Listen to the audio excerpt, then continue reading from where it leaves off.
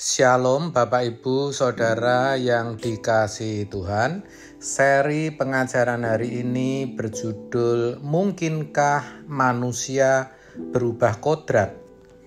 Pertanyaan mungkinkah manusia berubah kodrat itu sama dengan kalau kita bertanya mungkinkah ikan air tawar hidup di air laut atau ikan air laut hidup di air tawar. Secara logika pasti tidak bisa. Betul kan? Sebab hal itu melawan kodrat. Demikian juga secara umum tidak mungkin manusia yang berkodrat dosa bisa berubah menjadi berkodrat ilahi. Dari manusia yang hidup dalam daging menjadi manusia yang tidak bercacat celah. Itu tidak mungkin. Bahkan sangat tidak mungkin. Tapi jangan salah, apa yang mustahil bagi manusia tidak mustahil bagi Tuhan. Pertanyaannya, jenis atau macam manusia apa yang bisa mengalami perubahan kodrat dari yang tadinya berkodrat dosa menjadi berkodrat ilahi? Jawabnya adalah mereka yang beroleh anugerah atau kasih karunia Allah. Mereka yang dipanggil dan dipilih oleh Allah sendiri menjadi umat-umat pilihannya. Ini sungguh luar biasa, saudara. Dalam Efesus 1 ayat 4 dikatakan, sebab di dalam Dia Allah telah memilih kita sebelum dunia dijadikan supaya kita kudus dan tak bercacat di hadapannya. Ayat ini ditujukan kepada orang-orang yang percaya kepada Tuhan Yesus. Ayat 1. Merekalah orang-orang yang menerima anugerah Tuhan yang dipilih Tuhan sebelum dunia dijadikan. Jadi kalau itu adalah saudara, berarti saudara adalah orang yang beruntung sebab telah dipilih oleh Allah dari sekian miliar orang yang ada di muka bumi ini. Bagaimanapun atau seperti apapun keadaan saudara saat ini, saudara adalah orang yang beroleh anugerah. Tapi ingat saudara dipilih oleh Tuhan supaya saudara kudus dan tak bercacat di hadapannya. Dengan kata lain, supaya saudara bisa mengalami perubahan kodrat. Tidak lagi berkodrat dosa, tapi berkodrat ilahi. Tidak lagi berbuat dosa, tapi hidup dalam kekudusan Allah. Kenapa orang percaya bisa berubah kodrat?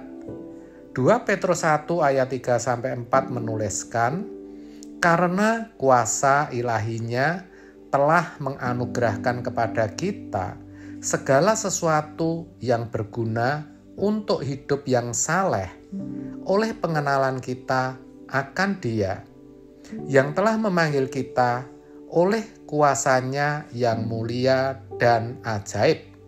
Dengan jalan itu, Ia telah menganugerahkan kepada kita janji-janji yang berharga dan yang sangat besar, supaya olehnya kamu boleh mengambil bagian dalam kodrat ilahi dan luput dari hawa nafsu duniawi yang membinasakan dunia.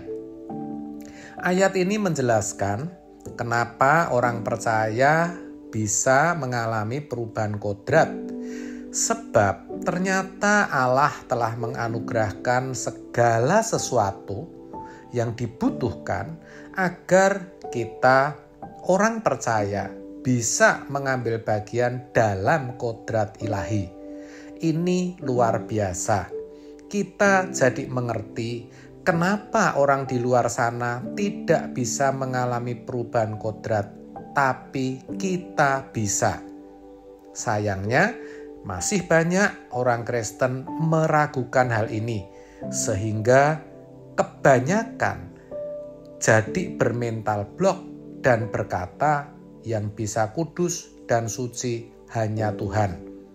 Tidak ada manusia yang sempurna dan sebagainya.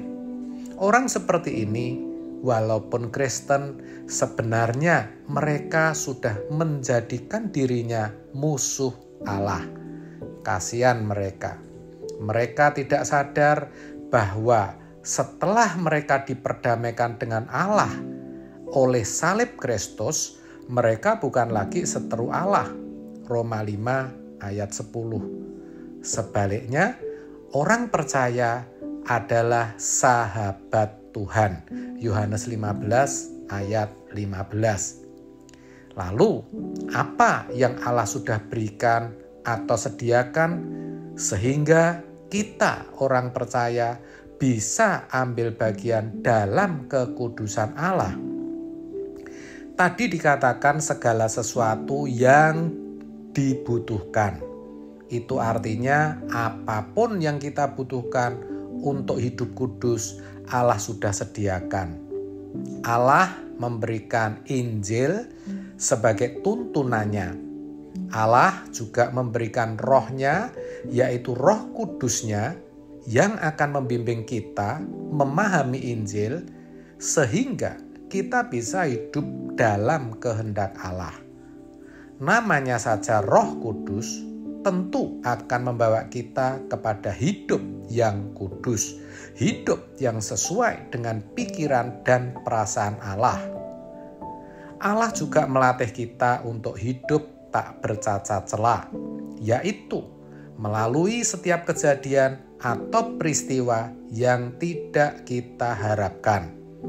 Ketika kita gagal memiliki sikap yang benar, Tuhan sabar dan terus melatih kita sampai kita bisa mencapai kesempurnaan, sampai kita bisa mengalami perubahan kodrat, sampai kita bisa menjadi anak-anaknya yang berkenan. Akhirnya tergantung diri kita masing-masing. Apakah kita mau berubah kodrat dan menuai kemuliaan kekal kelak, atau kita mau tetap hidup dalam kodrat dosa dan berakhir dengan kebinasaan kekal. Amin. Tuhan Yesus memberkati.